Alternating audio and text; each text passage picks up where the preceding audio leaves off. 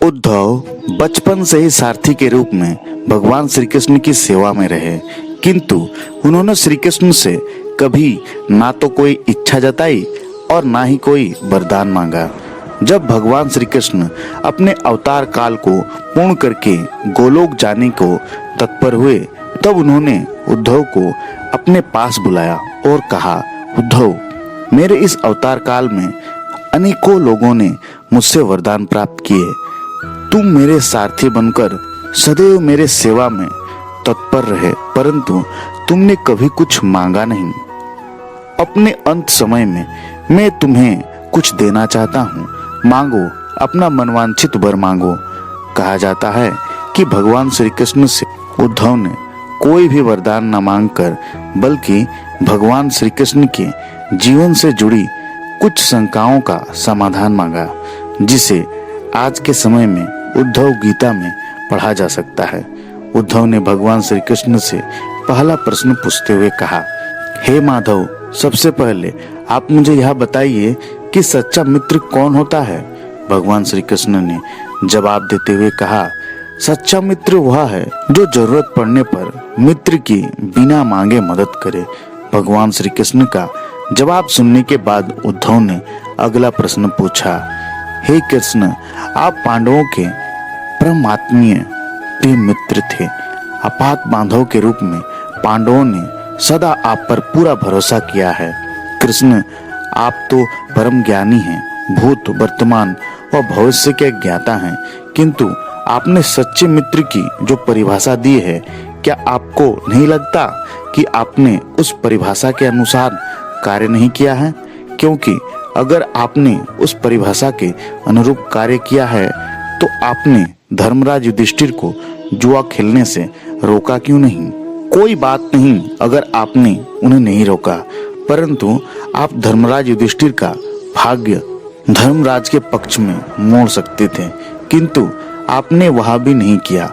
आप चाहते तो युधिष्ठिर को जीत दिलवा सकते थे। चलिए, जीत न सही, आप कम से कम उन्हें धन, राज्य और यहाँ तक कि खुद को हारने के बाद जब धर्मराज युधिष्ठिर ने अपने भाइयों को दांव पर लगाना शुरू किया, तब तो आप सभा कक्ष में पहुंच सकते थे, परंतु आपने वह भी नहीं किया। उसके बाद जब दुर्योधन ने पांडवों को सदैव अच्छी किस्मत वाला बताते हुए द्रौपदी को भी दांव में लगाने के लिए प्रेरित किया और जीतने पर हारा हुआ सब कुछ वापस कर देने का लालच दिया, कम से कम तब तो आप हस्तक्षेप कर ही सकते थे। आप चाहते तो अपनी दिव्य शक्ति के द्वारा पासे धर्मराज के अनुकूल कर सकते थे, किंतु आपने वह भी नहीं किया। इसके स्थान पर आपने तब हस्तक्षेप किया जब द्रौपदी लगभग अपना आत्मसम्मान खो चुकी थी। तब आपने उसे वस्त्र देकर द्रौपदी के सील को बचाने का दावा किया, लेकिन आप यह दावा भी कैसे कर सकते हैं? उसे एक पराया पुरुष घसीटकर सभा कक्ष में लाता है और इतने सारे लोगों के सामने निवस्त्र करने के लिए छोड़ देता है। इतना सब हो जाने के बाद आपने अंत में एक महिला का सम्मान बचाया तो क्या बचाया? अगर आपने संकट के समय में अपनों की मदद नहीं की, तो आपको आपात बांधव कैसे कहा जा सकता है? आपने संकट के समय में मदद नहीं की तो क्या फायदा? क्या यही धर्म है? उद्धव की सभी बातों को ध्यानपूर्वक सुनने के बाद भगवान श्री कृष्ण ने जवाब देते हुए कहा, प्रिय उद्धव, सृष्टि का यह नियम है कि विवेकवान ही जीतता है। उस समय दुर्योधन के पास विवेक था, परंतु धर्मराज युधिष्ठिर के पास नहीं। दुर्योधन के पास जुआ खेलने के लिए पैसा और धन तो बहुत था, लेकिन उसे पासों का खेल खेलना नहीं आता था। इसीलिए उसने अपने मामा शकुनी का ध्रुत क्रीड़ा के लिए उपयोग किया, और यही विवेक है। धर्मराज युधिष्ठिर भी इसी प्रकार से सोच सकते थे और दुर्योधन के समक्ष यह पेशकश कर सकते थे कि उनकी तरफ से श्री कृष्ण यानी कि मैं खेलूंगा। अब जरा विचार करके देखो कि अगर शकुनी और मैं खेलता तो कौन जीतता? चलो इस बात को जाने दो। उन्होंने मुझे खेल में शामिल नहीं किया, कोई बात नहीं, इस बात के लिए भी उन्हें माफ किया जा सकता है, लेकिन उन्होंने विवेक शून्यता से एक और बड़ी गलती की कि वह यह है कि उन्होंने मुझसे प्रार्थना की कि मैं तब तक सभा कक्ष में ना जाऊं जब तक कि मुझे बुलाया ना जाए, क्योंकि वे अपने दुर्भाग्य से खेल मुझसे दूर रहकर खेलना चाहते थे। वे नहीं चाहते थे कि मुझे मालूम पड़े कि वे जुआ खेल रहे हैं। इस प्रकार उन्होंने मुझे अपनी प्रार्थना से बांध दिया। मुझे सभा कक्ष में आने की अनुमति नहीं दी। उसके बाद भी मैं कक्ष के बाहर इंतजार कर रहा था कि कब कोई मुझे बुलाता है। भीम, अर्जुन, नकुल और सहदेव सब मुझे भूल गए, बस अपने भाग्य और दुर्योधन को कोसते रहे। दुर्योधन के आदेश पर जब दुशासन द्रौपदी के बाल पकड़कर घसीटता हुआ सभा कक्ष में ला रहा था तो द्रौपदी अपने सामर्थ्य के अनुसार जूझती रही। तब भी उसने मुझे नहीं पुकारा।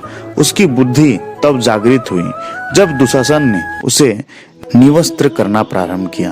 अंत में जब द्रौपदी ने स्वयं पर निर्भरता छोड़कर हरि हरि अभयम कृष्ण अभयम की गुहार लगाई, तब मुझे उसके आत्मसम्मान की रक्षा का अवसर मिला।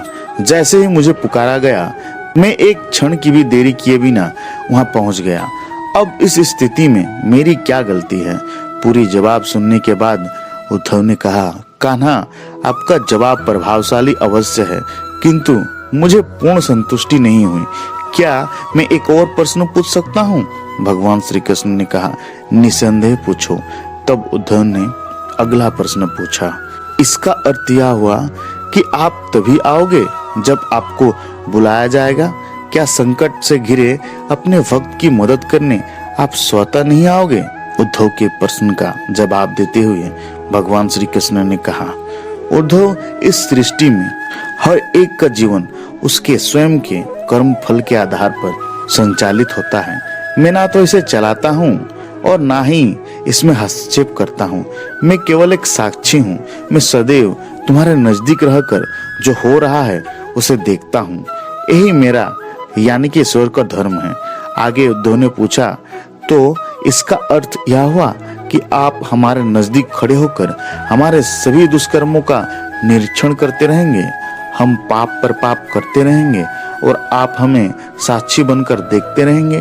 क्या आप यही चाहते हैं कि हम भूल करते रहें, पाप की गठरी बांधते रहें और उसका फल भुगतते रहें? तब भगवान श्री कृष्ण ने कहा, उद्धव, तुम शब्दों के गहरे अर्थ को समझो। जब तुम समझकर अनुभव कर लोगे मैं तुम्हारे नजदीक साक्षी के रूप में हर पल हूँ, तो क्या तुम कुछ भी गलत या बुरा कर सकोगे? तुम निश्चित रूप से कुछ भी बुरा नहीं कर सकोगे। जब तुम यह भूल जाते हो और यह समझने लगते हो कि मुझसे छुपकर कुछ भी कर सकते हो, तो तभी तुम मुश्किल में फंसते हो। धर्मराज युधिष्ठिर का अज्ञान यह था कि उसने माना कि वह मेरी जानकारी के बिना जुआ खेल सकता है। अगर धर्मराज ने यह समझ लिया होता कि मैं प्रत्येक के साथ हर समय साक्षी के रूप में उपस्थित हूँ, तो क्या खेल का रुख कुछ और नहीं होता? उद्धव भगवान श्री कृष्ण का यह ज्ञान सुनकर खुद को तृप्त महसूस कर रहे थे और अंत में उद्धव ने कहा, प्रभु, आपके जवाबों में कितना गहरा दर्शन है, कितना महान सत्य है। उद्धव गीता की या भगवान श्री कृष्ण और उद्धव के वार्तालाप से हमें यह सीखने को मिलता है कि प्रार्थना और पूजा पाठ से ईश्वर को अपनी मदद के लिए बुलाना तो महज हमारी प्रभावना है, मगर जैसे ही हम यह विश्वास करना शुरू कर देते हैं कि ईश्वर की इच्छा के बिना तो पत्ता भी नहीं हिलता और प्रकृति के रूप में ईश्वर हर जगह पर मौजूद है, तब हमें साक्षी के रूप में उनकी उपस्थिति महसूस होने लगती है। मुश्किल तब होती है जब हम इसे भूलकर दुनियादारी में डूब जाते हैं। हम उम्मीद करते हैं कि आपको यह संवाद जरूर पसंद आया होगा। धन्यवाद।